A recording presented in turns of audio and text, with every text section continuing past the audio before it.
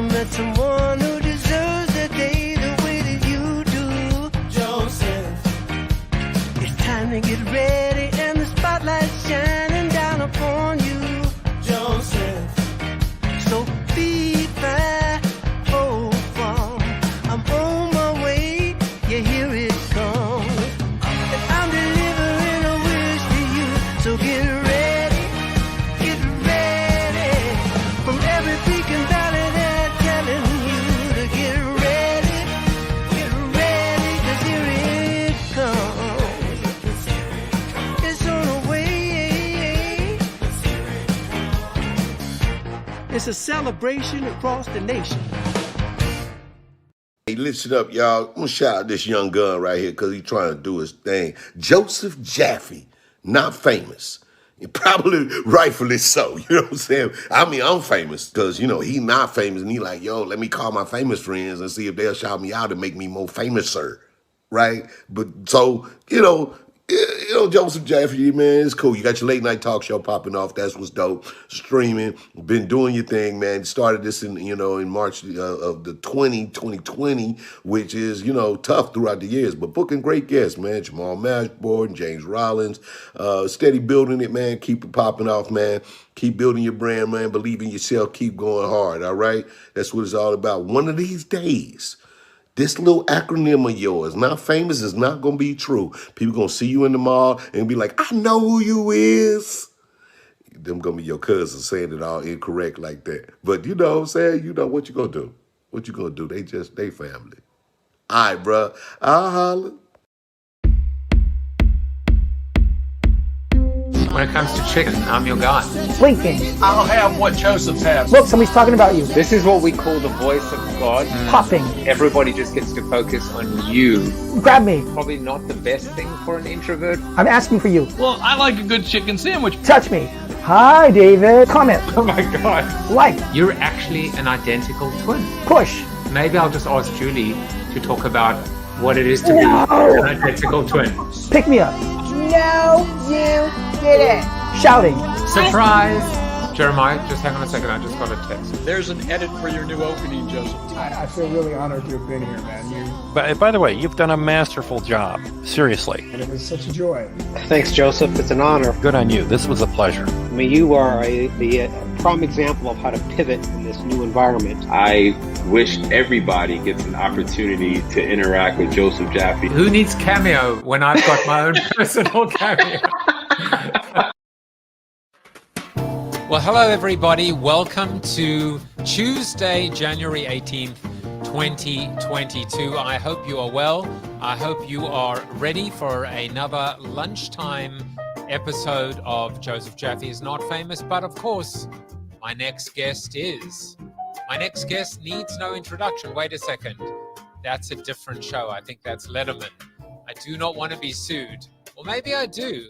A little bit of publicity never hurt anyone. But we've got a really famous guest coming on, Mr. Brian Clark. He is the original Copyblogger. He's the CEO of Movement Ventures. And in this kind of crazy world that we live in, Brian and we went through the awkward dance at the beginning going, we haven't actually met before in real life, have we? And he was like, nope, we haven't. But I know of you. How many times has that happened to you where somebody doesn't say, I know you? They say, I know of you. You're infamous. You're infamy. Like, I'm not famous, I'm infamous. Your reputation precedes you. But of course, I feel like I know him. One of the OGs in the space. Emmanuel is here. I'm not even going to dare. Kanungalu. I did. Hello. And Lubna is here as well. Steve Jordan is here. Hello to everyone. We are happy that you are with us, celebrating another day in this crazy world where the only constant, of course, is change. Well, one of those changes is we now have NFT Fridays on the show. Monday through Thursday, I have my guest. And then on this Friday, I'm going to have a pixel. Just kidding. Jeremy Posver, who is one of the founders of one of the great expansion projects and expansion on CryptoPunks. This is the X-Punks, the expansion punks, and he's going to come in and tell his story, tell the genesis of this incredible collection. And I'm proud, of course, to be a holder. You know, one of the things, as I've said to you many times, is every Friday, the only condition to bring on one of these NFT founders is that I need to own one of those NFTs. And I don't mean get one for free. I mean, I have bought one of those NFTs. So I'm not shilling a project. It is post-launch. The objective is to really kind of understand some insight that maybe can help you with your own NFT project at some point down the road. Now, last week we spoke about Fierce Models and Fierce Studios and Fierce NFTs. Still, if you would like to win one of their amazing NFTs, all you have to do is follow them on their Discord, Fierce Studios, follow me on my Discord.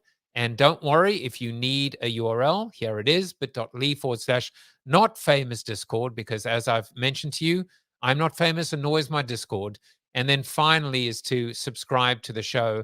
And you can do that by going to bit.ly/subscribe to the show on YouTube so you never miss another episode. Now, one of the things I just want to say before getting into our seated soliloquy is I have been putting QR codes on the screen. The QR code is only live when the show is live, and the QR code gives you free Jaffe coin. I have, of course, a creator coin called the Jaffe coin. Brian Clark, my guest today, he has the Move coin, and he'll be talking about that as well. But I'm not going to put it on the screen anymore. Instead, I'm going to tell you that if you want to earn some Jaffe coin, you need to go into the Discord. You need to go into my Discord, and you will see a link to the QR code and a link to the airdrop. And I'm going to start increasing that amount that I give to you, because I want to make sure not only am I rewarding viewers, but more importantly, I am rewarding regular viewers, subscribers, members of the community, because together I believe that we all rise. So get into the Discord and you will see the link, and those links are going to change. Those links are going to increase over time, and they are only live when the show is live. And by the way, Emmanuel, thank you for just reminding me one more thing. You do need to have 10 Jaffe coin in order to qualify for the drop. Emmanuel, I promise you now that I will make sure that you have another 10 Jaffe coin. Buy the 10 Jaffe coin, Emmanuel, and I will double you straight away. So you'll be able to even take, if you need it back, but I hope you don't.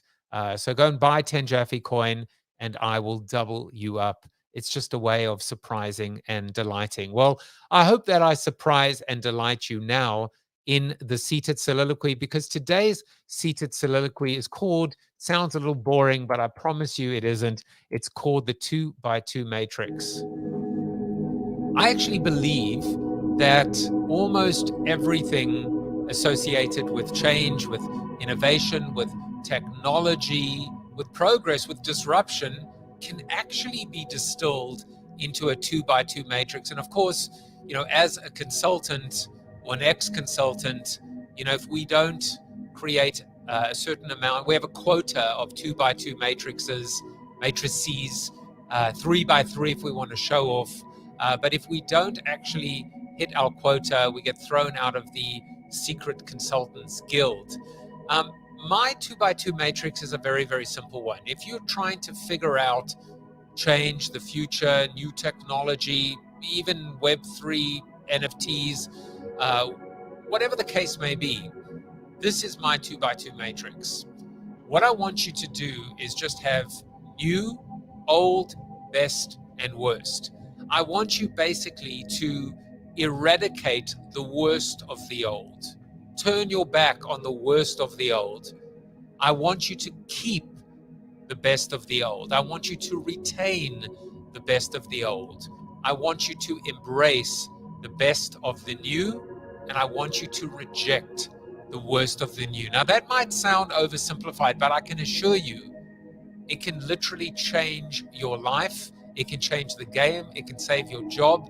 It can earn you millions and millions of dollars, because what it's basically allowing you to do, because you need to audit, you need to understand, you need to evaluate, you need to prioritize, but ultimately what you're doing is recognizing that new doesn't always replace old. What you are recognizing is there are some amazing new approaches to adopt, to embrace, to integrate, but there's also a lot of crap.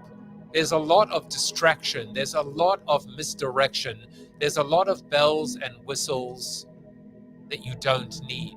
And on the flip side, there's a lot of the classics, things that don't change, things that never should change, that will be around forever, like great content, like customer service or commitment to what I call customer obsession.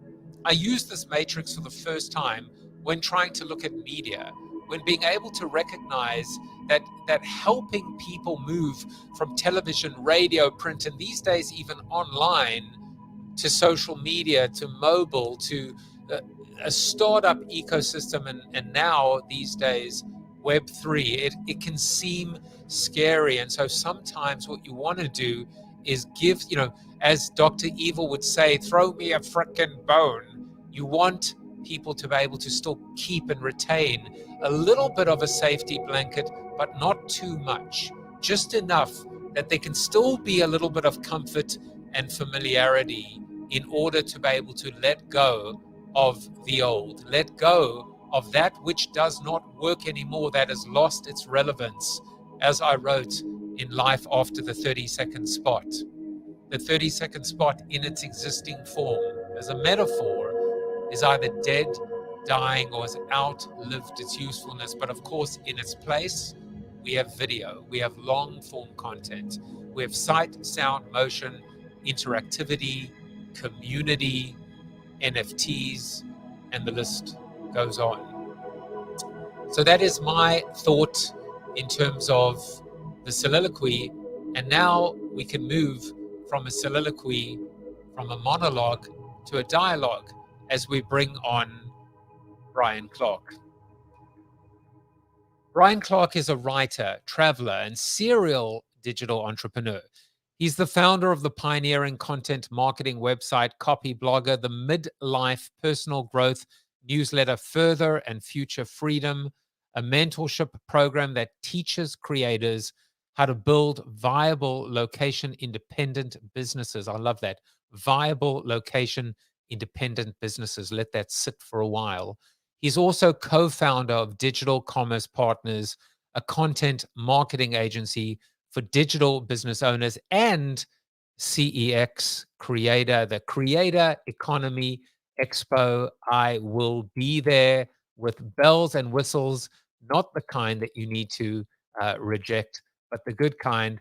Let's welcome him to the show. Mr. Brian Clark, welcome to the show. Thank you so much for having me. And I just want to clarify that more than just knowing of you, I've been following your work for 15, 16 years now. And it wasn't until you brought up the fact that we had never met before that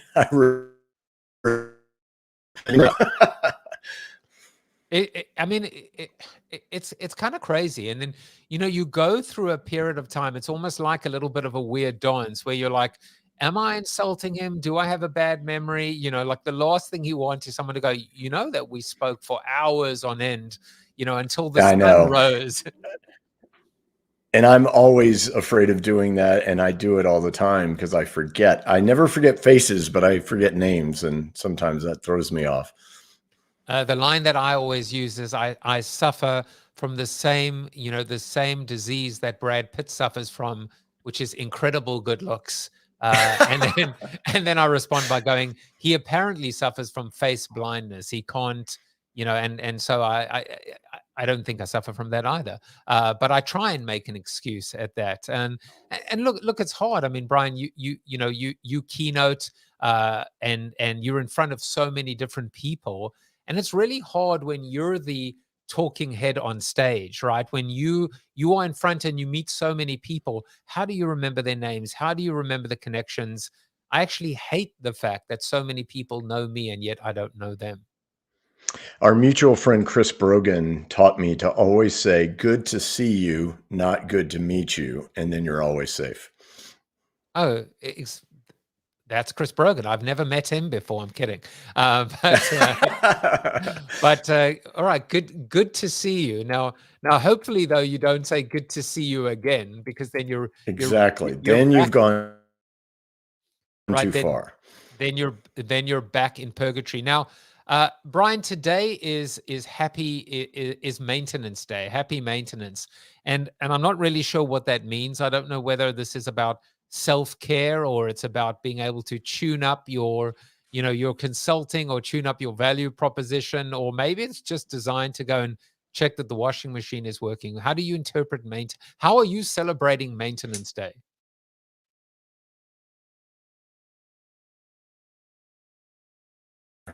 Day, and like you, I have no idea what that means. I think it could mean any of those things. So choose the interpretation that works for your personal situation today. You see what I did there? I did. Choose wisely. Now, let's go. Speaking of choice, I have chosen to dig up some of your sordid, sultry background. Who is the Brian Clark, the real Brian Clark? And it turns out, in our segment of fun facts, that we found out these fun facts about you. First of all, you are what's known as a loud-mouthed introvert. Now, I know what an extroverted introvert is, but what is a loud-mouthed introvert? Well, that's my interpretation of extroverted introvert, in the sense that I am a classic stay by myself most of the time introvert. I get worn out by being around people, all the classic symptoms, but you really wouldn't pick up on. I'm actually working on getting better at that. So you may experience that during this interview. I feel that I am also an extroverted introvert, and I've had so many people on the show. I mean, you can imagine, with 315 guests, you get to speak to a lot of people. First of all, I also found out what an ambivert is. I think that's someone that eats both meat and and leaves. Yeah. Yes, but But by themselves. yeah, exactly, and as opposed to eat shoots and leaves, which is another story for another day. But the idea of the other thing that I picked up is how many people actually classify themselves as introverts. In fact, honestly, I personally, I think I've had more introverts on the show by 2 to 1 than extroverts.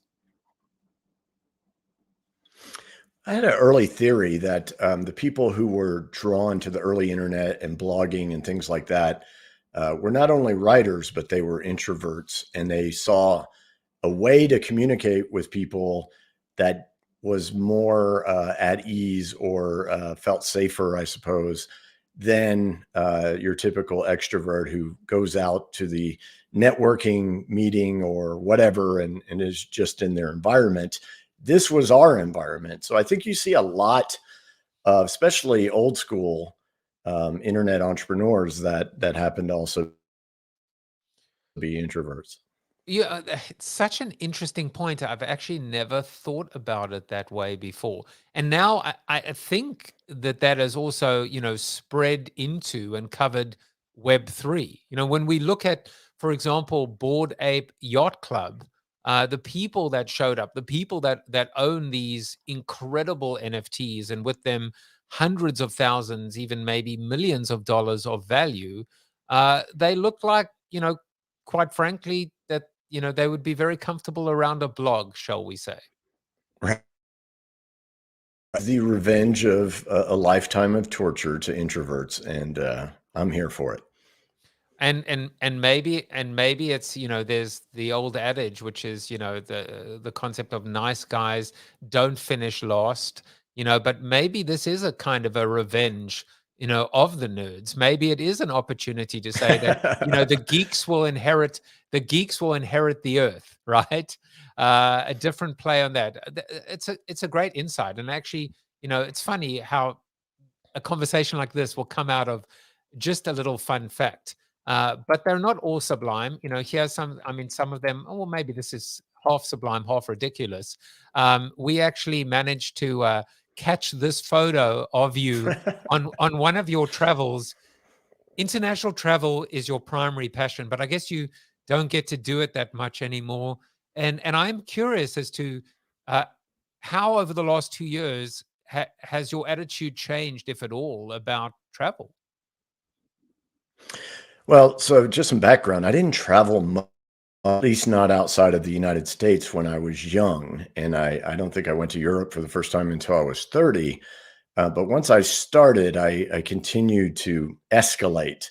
And then my software business was acquired in 2018 by WP Engine.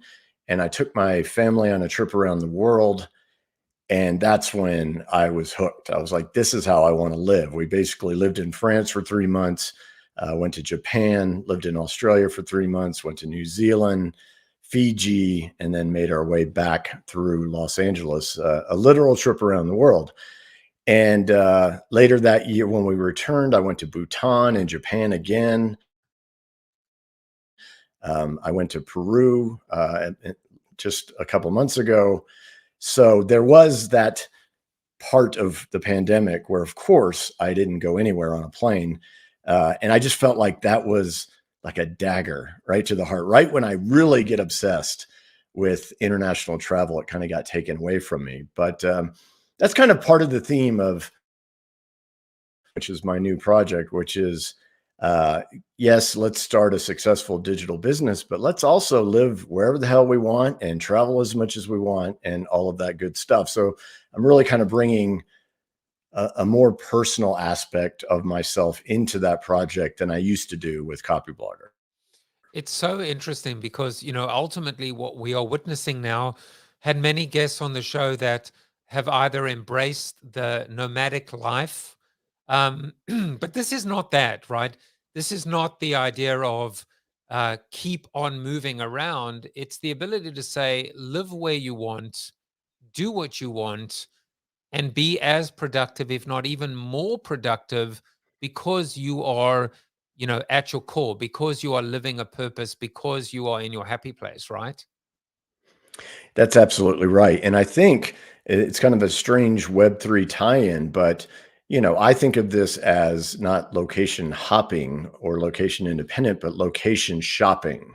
Like you want to find a place you want to be here, less, more, what have you.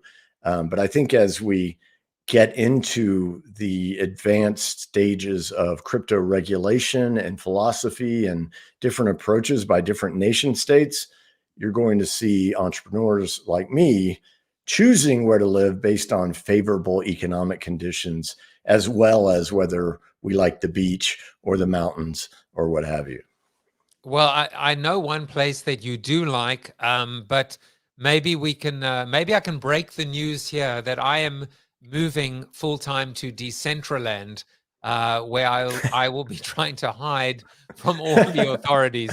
But we know that one place that you like is that you moved to Boulder for the hiking, not the tech scene. But I am quite frankly calling it, because I have it on good authority that maybe you moved to Boulder for the flora and the fauna. I'm just kidding.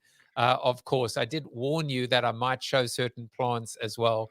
But All right. you did. You can't get upset. You can't get upset about weed jokes if you're living in Colorado. I mean, I accept that. You moved to Boulder for the cryptocurrency deregulation. No, but tell us a little bit about. I mean, this is your personal example. Obviously, we'll skip the plant. You've moved there for the hiking. I mean, that obviously gives you energy. It gives you strength. It gives you fuel. That helps you, I guess, power through your day and maybe work long hours and and deal with the stress of 2020, 21, 22, etc. Yeah, well, when you look at the context, so I grew up in Texas. I was there for most of my life. I lived in Austin and then unhappily in Dallas. And that's where I started Copyblogger. And then Copyblogger grew into a 8-figure software company.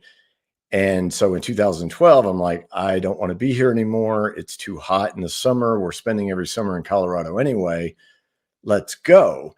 And then from that point forward, people would say, oh, so you went through Techstars and you're funded by Brad Feld and Foundry. And I'm like, no, I bootstrapped all of this in Texas and I'm here to hike. So that's really the context of that story. But it's funny how often people equate, and Boulder has an incredible entrepreneurial scene. The latest thing happening around here is robotics, which is really cool stuff. But no, I know the Techstars people and Brad Feld and the Foundry Group and all of that. I met those people, but I'm completely bootstrapped. So was not part of that scene at all. All right. Well, one of the scenes that you have become a part of is this crypto scene, this Web3 scene. I am going to put up a very interesting tweet, which was then commented on by Prof. Galloway, who I can say is my colleague at NYU because we both teach at NYU. But just to kind of set up a little bit of context, Brian, the reason why I was inspired to talk about the 2x2 matrix is that I look now at the DAO. I look now at this concept of decentralization, and I realize that in many respects, it's not always good. It's not always good to be able to say, let's move from centralization bad, decentralization good. Or another example is all the hullabaloo, if you will, on OpenSea, which is it ironic that one of the main communication mechanisms for us to talk is Web 2 enabled, which is Discord or Twitter, or to be able to actually look at the number one trading platform, OpenSea, which is very centralized as well. I wanted to put up this quote. I always find a quote for my guest, and this is the quote that I found for you. I love it's maybe one of my favorite quotes I've ever found. A committee is a group of people who individually can do nothing, but as a group can meet and decide nothing can be done. Yeah. And I love this. And I was thinking now with all these DAOs where everyone's coming together and voting on the future and taking control, and we the people, in which you actually realize that in many respects it can be even more political, even more dysfunctional, and decision by committee can actually drive you crazy. This is, by the way, from Fred Allen. So I would love to hear your thoughts on the soliloquy, on the quote, and then we will kind of move into this Twitter, this tweet, and this commentary that I think piqued your curiosity. Yeah, so of course, not everything is going to decentralized. When I got in the waiting room before we went on, I said, I've known you since the day when we were decentralized and didn't know we needed it. That was the blogging era before Twitter and Facebook, and certainly before the bait and switch of Facebook, making you pay to reach your own audience that you built for them. So things changed in Web 2. But a lot of money was made by bootstrapped entrepreneurs who understood what was happening and caught that wave. So I see it happening again. And my primary concern is entrepreneurs to be able to do what they want, to do creative work and get it done in different ways without necessarily turning to the VCs, without even turning to angel investors, without turning to an SBA loan, all of which I avoided.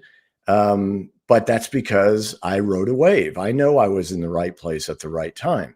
I see another wave coming, and this one's more exciting. So the argument that VCs are trying to get involved in Web3, I'd say, of course they are. Unless they inherited their money, they're probably not dumb. They see what's happening. They know there's never going to be another Facebook, Amazon, Google situation. I'm not saying those platforms are going away. I'm saying that past that, and that no matter how big your Web3 platform is, someone, due to the nature of tokens and NFTs and DAOs, can start one up. So this was like an easy rebuttal to Galloway, who I like quite a bit, by the way, and I think is a very smart man. A competitor to OpenSea just sprung up. What are they called? I always forget the name. Looks rare. And it was completely community bootstrapped. They used incentives to reach existing OpenSea users. So it's really the concept to me of shared ownership more than shared governance. I am fully a believer that any community, which we've been doing alongside the software business since 2007, we've always started paid communities. This was our way of fighting back against, the platforms of Facebook and et cetera. And in those communities, we would offer value and they would pay us money. We would have, so there was always value returned to us for what we gave. But what about the idea that the people in these communities actually have a stake? And that's what we're starting to see. So I'm not saying we should work by committee. I'm the worst person to work by committee. Even when I have business partners, I'm kind of like, okay, this is my area and I know what to do here. So we need strong leaders. But even with the rally program that both of our coins are with, started out with a strong, founder, and is slowly moving to decentralize in favor of the coin holders. That's, I think, a good way to think about it. You don't start off with a committee, and you end up getting to a place where people can participate or not, and it's not such a controlled hierarchy. I think that's the essence of things. So interesting, and I almost think that you kind of unpacked the formula, which is the staking, the shared ownership, not shared governance. That is essentially the best of the new, as opposed to the worst of the new, right? The idea of being able to say every single decision, it even goes back to what Procter & Gamble incorrectly said, I might add, is they said the consumer is in control. She is in control. What David Ogilvy once said is the consumer is not a moron. She is your wife. A little politically incorrect for the times, but still, we'll give David a pass. But I always push back and I said, no, the consumer is not in control. No one is in control. We are living in chaos. A great day is a day that we can survive. I mean, let alone thrive. So why cede control? There's no control. Why not meet them halfway? Well, that's a good point. And I think that's, even if you're looking at a DAO, I don't necessarily seeing it as a full-on committee or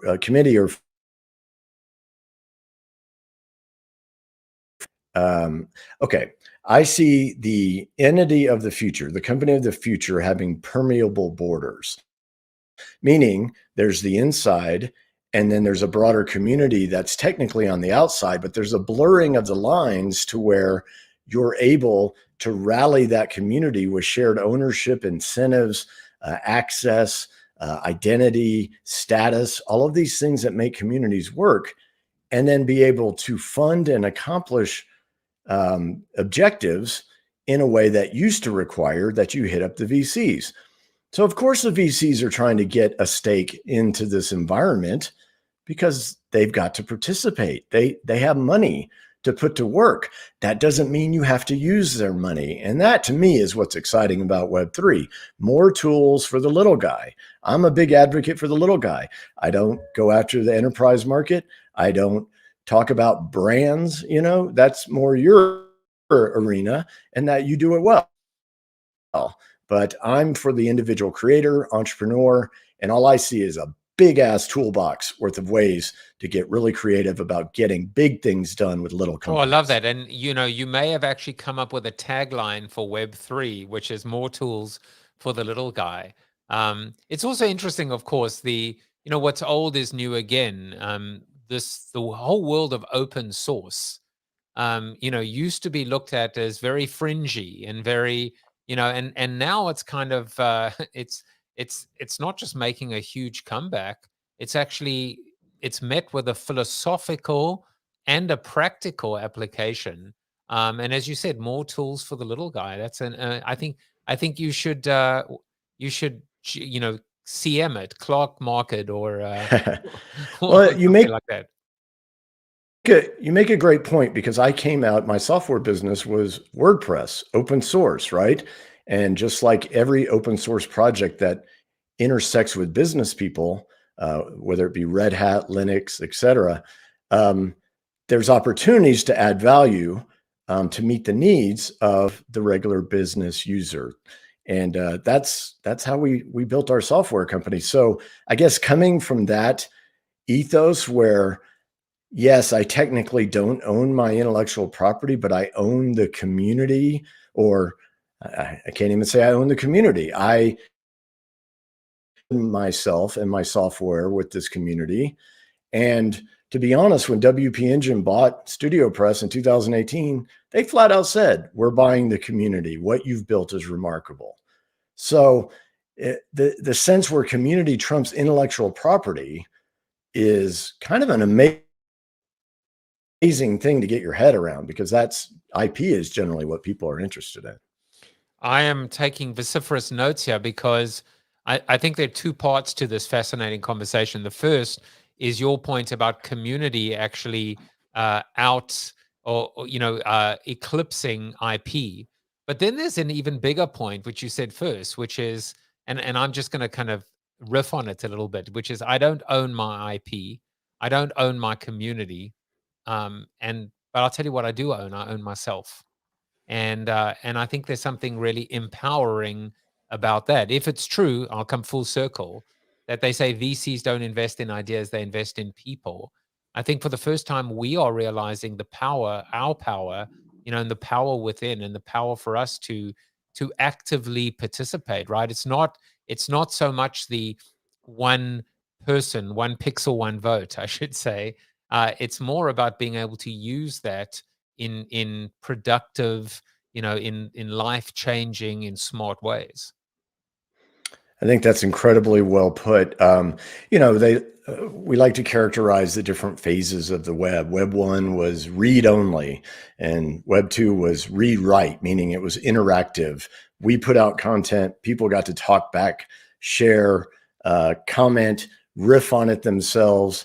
And now Web 3 is being characterized as the ownership stage, where beyond interaction, it's more participatory. Now,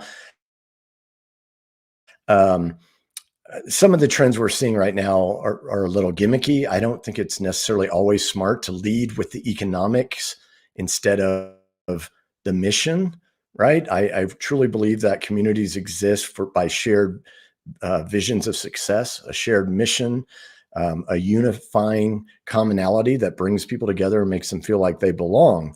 So I'm a strong believer that that's first.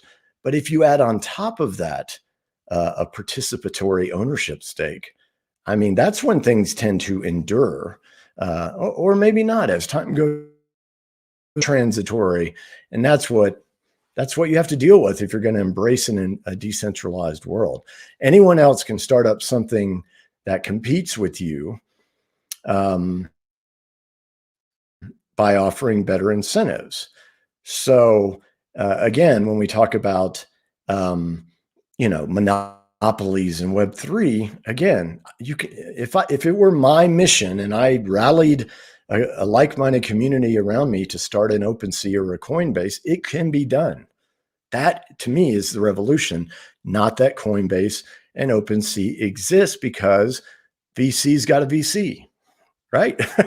VC's got a VC, but I was also just kind of riffing myself, by the way, on I'm really geeking out at the web.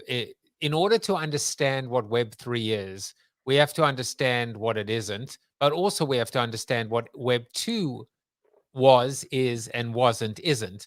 And one of the things I've been saying as well now is the enemy of Web3 is actually Web 2. because with Web 2, everything was free. Everything was, the death of blogging because everyone had a blog. But you said something very, very important, actually critical. But and you're not there, and I'm not there yet as well. Which is, if it's read write, what is the third thing? Is it monetize? Is it stake? Is it participate? Is it share? Is it not too passive and fuzzy, but at the same time not too aggressive and and intense and prickly? But there is something about this shared ownership that actually can lead to shared gain. There is nothing wrong for the first time with people being able to live where they want, to operate where they want, but also to actually be able to make a living. And I'm just not sure I know what that word is yet. The one that actually says it's because monetize is an ugly word, but there's another word somewhere that actually says, wait a second, we can actually live a profitable life, and we can build this in a ground up way and do it in a non kind of mutual what's the word the word I'm looking for, which is not mutually exclusive, but this idea of zero sum, right? My gain does not have to be at your loss.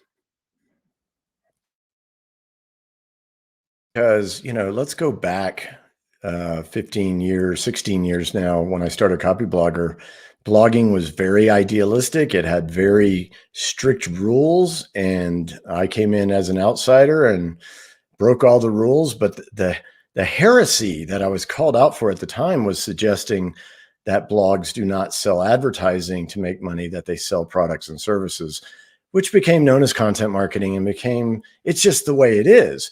But people look at me funny when I tell them that I got pushback for the simple suggestion of commerce, right? So there's already been a big faction of people during Web 2 who got very comfortable with selling things and making sure that they're selling really great things that fit the needs of their particular audience. At the same time, though, and when I live in my own little bubble, I think this is a settled issue, but it's not, because once Facebook, Instagram, TikTok, all the platforms gained in prominence, the vast majority of people said, I have to go work for the platform to get that YouTube check, right? And that's what the founder of Rally wanted to save creators from. And he's a guy who coined the term content marketing. We're like, okay, we've solved this problem. We can help you. But you're going to have to think like an entrepreneur, not someone who just creates content on YouTube. So it's like William Gibson said. He said, the future is already here. It's not evenly distributed. The way to have a sustainable business is already here. It's just not evenly distributed. And that was the whole reason two guys who cashed out of their companies decided to come back to work and start a conference, which I think some days Joe is like, why did we do this? Well, but it's an exciting time, man. It's really exciting. I don't know what you're talking about when you talk about a conference. If only you promised you were going to be there, Joseph. Well, not only did I promise I'm going to be there, I am going to be there, but I am promoting it as well, right here and right now. There's so much stuff I still want to talk to you about. I'm like driving myself insane in terms of, because this is just such a fascinating conversation. But yes, this is there's so much we could go down rabbit holes on DAOs alone, or NFTs as membership access, and I think that's what makes this time so exciting. So, we just keep talking, keep the dialogue going, as you say. Well, you and Polizzi have put together the CEX. Who needs CES when you can have CEX? May 2nd to 4th, 2022, in Phoenix, Arizona. I will be there, which should not dissuade you from coming. It's going to be fun. And extremely early bird pricing expires this Friday at 9 p.m. Eastern Standard Time, when hopefully it will be completely sold out. So I wanted you to be aware of that. Now, just before we continue, because I still have one content-y related question to ask you, and then I want to also have you share some of the amazing things that you're up to. I was looking at the comments and I see that, Emmanuel, he stretched himself and he bought $10 of Jaffe. I tempted him with my offer of being able to give him $10 back. I will do that as soon as we are done here. And I know that, Emmanuel, you are subscribed to the channel as well. It looks like IS just did that as well. I will give you $10 as well back. I'm doubling it up in this is in honor of Mr. Brian Clark, who is here as well. One of the interesting things is Steve Jordan says, as Fanzo quotes, "We is greater than me." And speaking of which, as you know, Fanzo is on the show twice. He is a twice correspondent. Many changes. On Friday now, he will be doing the crypto NFT Web3 segment. But instead of Wednesdays and Wellness Wednesdays, he's actually moving to today. And he is going to tell you all about it himself.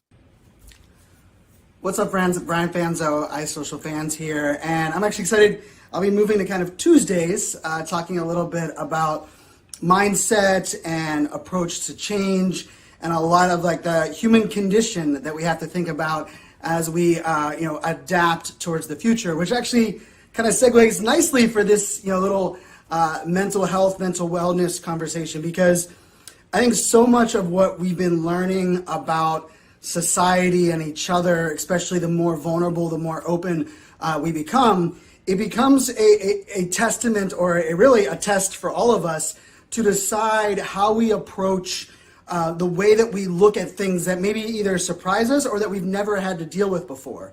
And part of that can be, having conversations that at the age of 40, I've never actually had. And that can be something that's not only scary, but in many ways it can force us to get to this uncomfortable place where we have to decide, is this something that is worth us investing our time and willing to learn and open up? Or are we going to continue to push back or shy away or ignore? And these difficult conversations, in many aspects, are really going to be the difference between us changing the ways of old and embracing a new, more inclusive future that recognizes that we are all human, that nobody is perfect, but that we can also no longer stand for some of the things that have existed in the past. Or we just continue to find ways to put things under the rug, say that it doesn't infect us. And so, interestingly enough, I think the mindset shift in vulnerability sharing and putting ourselves out there is oftentimes why do people want to know that? Or I've never shared that before, why would I start sharing that now? Now, that mindset is really tied into all about me.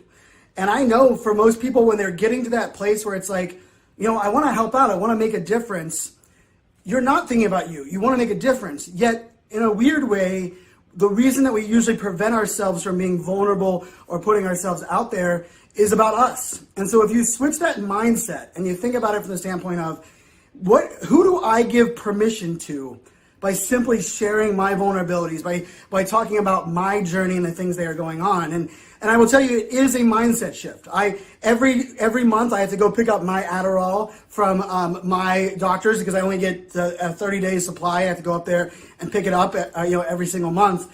And I do an Instagram story on that. And I do it not because I want people to feel bad for me or to remember that I'm taking Adderall, but I want to give people permission to realize that it's okay if they're medicating. It's okay if they're going through something and someone is telling them that if you get diagnosed, you might have to take medicine, because that stigma of the idea that strong people don't get medicated or successful people don't have mental health problems, well, it's all complete fallacy. It's completely false. And I think the more we embrace this vulnerability and we shift our mindset to ask ourselves, by simply sharing and being vulnerable myself, how does that help others and give others permission to be vulnerable as well? Hope that helped you guys. I will see you guys on Tuesdays to talk a little bit more on human condition, and Fridays have some fun talking Web3, non-fungible tokens, and that whole metaverse thing. Till then, cheers. Yeah, so Fanzo will move to Tuesdays. We'll be talking about the human element of this world we're living in, which includes diversity, equity, inclusion, justice, eradicating bad people and bad players, but ultimate vulnerability, mental health, self-care, and what will happen to Wellness Wednesdays. You'll have to tune in tomorrow to find out. I'm just looking at the comments as well. And Emmanuel says, thank you, Mr. Clock, for his $10. So there you go. So my pleasure. So Brian, in the time we have left, I want to just kind of, you wanted to talk about sovereign startups, and you said you would explain. So I went and looked up sovereign startups, and this is what I found. I'm not sure that this is correct. So I am going to ask you to explain what you mean by sovereign startup, something on your mind, because, I think anybody who's watching today knows that whatever is on your mind is a beautiful, beautiful thing. So tell us what sovereign startups are. Well, it's just a very new idea. I've just started writing about it for our membership community at Future Freedom.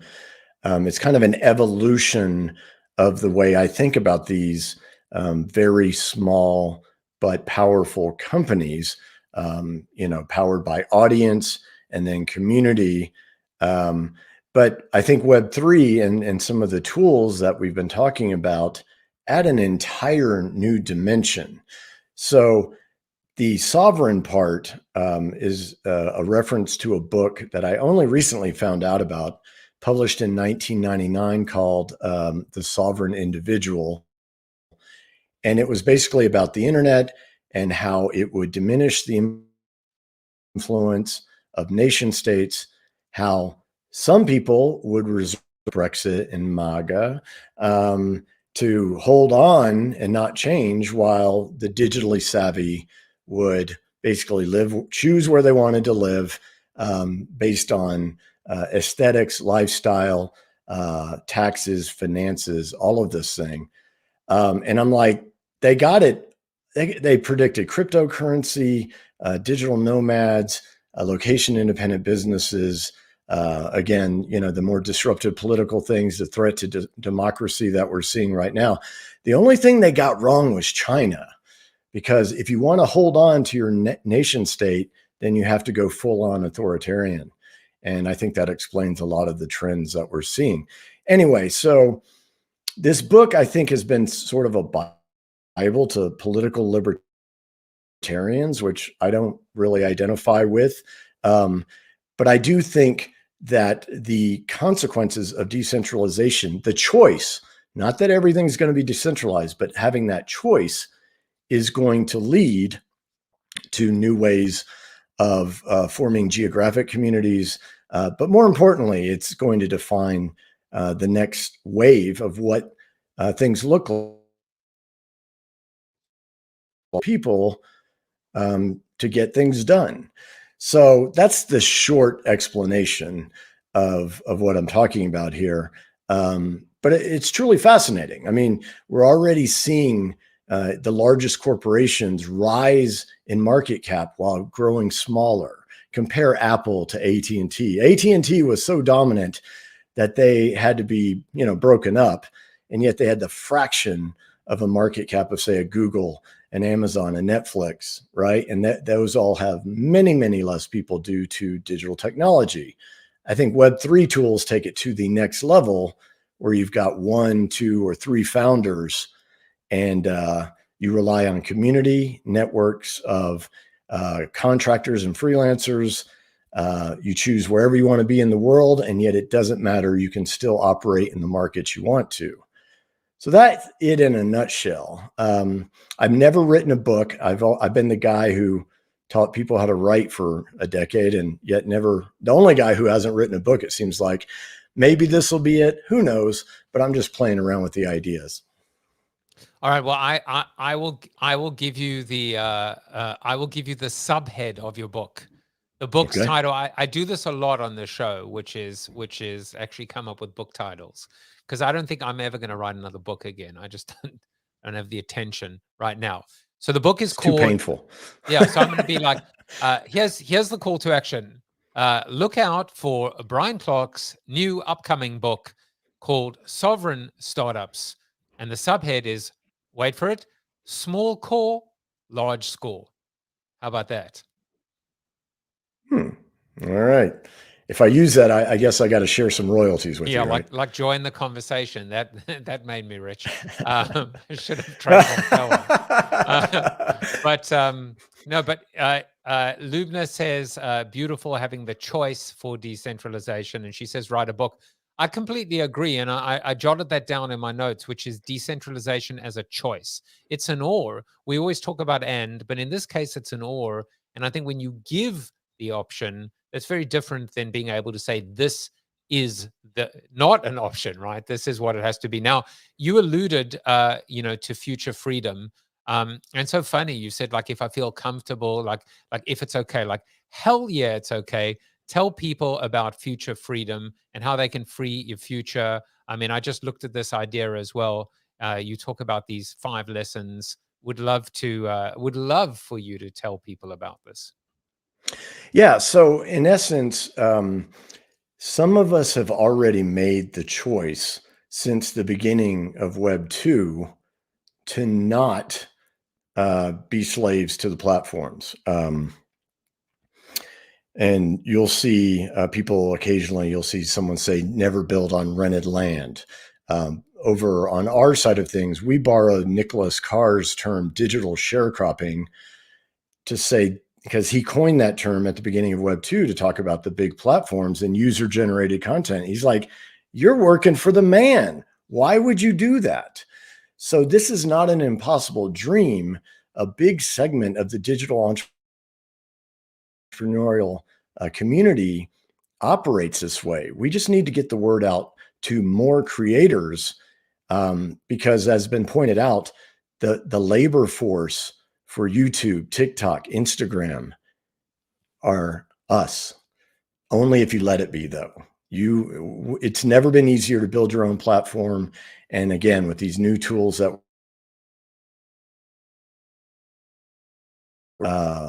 and meaningfully participate with your community beyond just trading dollars for value kind of thing.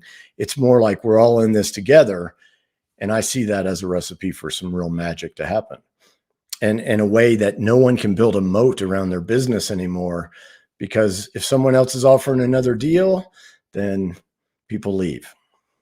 Yeah, and I think there is this, I just forget the phrase right now, which is some of these airdrops or these tokens that we've seen now. I mean, we've seen SOS and we've seen Looks and a bunch of them. There's a word or a phrase, I just forget it right now, which is this idea of being able to come for an entire community. It's almost like it sounds like the Borg. Do you know what it is, like offhand, what the concept is?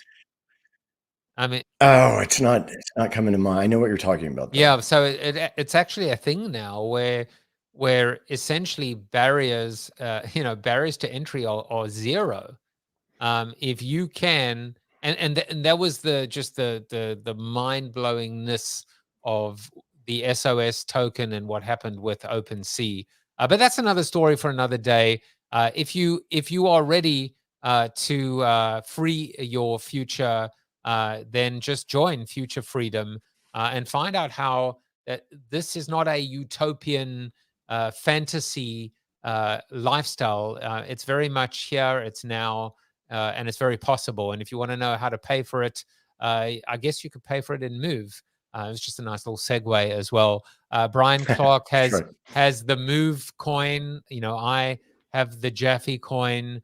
Go ahead and find out more, not just about what Brian's up to and how Move can help you move, right? Because the opposite is being stuck and being fixed, and you really do have the freedom right now to. As Southwest would say, you're free to move about the country. Maybe you're free to move about the entire world, except for China. And of course, if you'd like to hang out with Polizzi, with Clark, with Jaffe, and a whole host of other creators. Get the edge you need to succeed in the creator economy. Prices go up this Friday, so you've got a few more days to buy a ticket. Whether events are coming back or not, we will be there. We will be there, and hugs are going to be free, from what I understand. So come on in and hug. Absolutely. Yeah, I mean, that's been the hardest part, even for us introverts. Occasionally, we do like to see everyone, and I'm really looking forward to seeing as many of you as possible in May.